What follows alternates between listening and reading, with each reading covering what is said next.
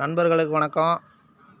இப்போ பார்த்தீங்கன்னா, இதுதான் நம்ம நாட்டு பாரம்பரியமான நாட்டு செம்பருத்தி பூ செடி. இப்போ இருக்கிறது எல்லாமே செம்பரத்தை இனத்தோடு சேர்ந்தது. அதில் வந்து மருத்துவ குணம் கம்மி தான். ஆனால் இந்த செடியில் வந்து பார்த்திங்கன்னா அதிக மருத்துவ குணம் இருக்குது. இதுதான் நம்ம நாட்டு செம்பருத்தி பூ.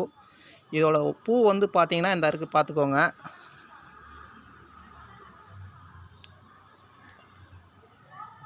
இதுதான் ஒரிஜினல் நாட்டு செம்பருத்தி பூ. இந்த பூ பூத்து அதுக்கப்புறம் வந்து பார்த்திங்கன்னா இதில் வந்து பருத்தி வரும்.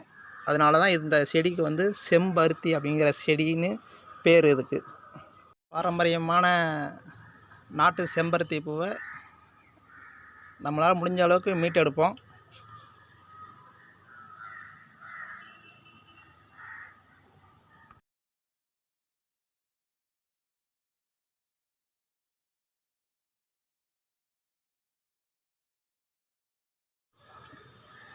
இந்த செடி பூ பூத்து இதில் பருத்தி வந்து அதில் விதை வரும்.